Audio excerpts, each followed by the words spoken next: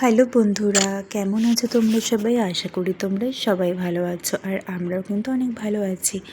আমার নতুন একটি ভ্লগে তোমাদের সবাইকে জানাই অনেক স্বাগত। দেখো, আজকে সকালবেলায় কিন্তু হঠাৎ করে দেখছি এলোপাথারিভাবে হাওয়া চলছে। ঠিক আছে, ভাবলাম হয়তো একটা মুষলধারে বৃষ্টি হবে আর ঝড়ও হবে। তো যাই হোক, তাও বাঁচা গেছে, ঝড় হয়নি, একটু বৃষ্টি হয়েছে, আবার কিন্তু রোদ উঠেছে।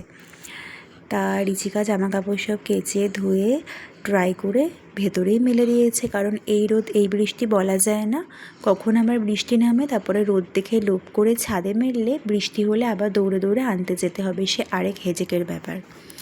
তো দেখো, ডোডো তার দাদা ঠাম্মি আর মাসির সাথে খেলা করছে, ঢং করছে, তো চলতেই থাকে।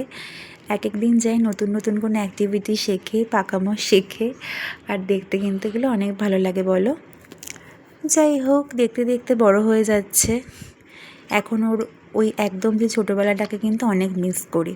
যখন ভিডিওগুলো দেখি, ঠিক আছে, সে উঙ্গে উঙ্গে করে কাঁদতো, যে তখন মনে হয় যদি আবার ওই ফেজটায় যেতে পারতাম ভালো হতো। কিন্তু আমার খুব একটা আফসোস হয় না, কারণ ওর একদম ছোটোবেলাটায় যা ক্রাইসিস গেছে আমাদের সময়টা এত খারাপ ছিল, তা আমার খুব একটা তাই জন্য রিগ্রেট ফিল হয় না। যাই হোক, আর দেখো বন্ধুরা, আগামী পরশু দিন তো রথ।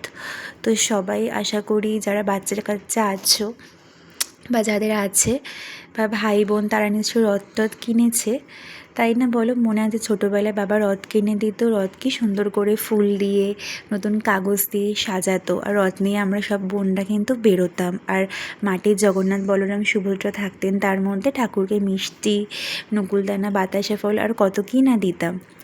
তো যাই হোক, ছোটোবেলাটা কিন্তু অনেক ভালো ছিল, তাই না? ডোডোকে দেখলে মনে হয় যদি ওর ফেসটায় যেতে পারতাম অনেক ভালো হতো।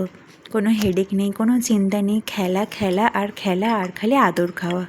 তো যাই হোক, এটাই ছিল আজকে তোমাদের বলার। টাটা।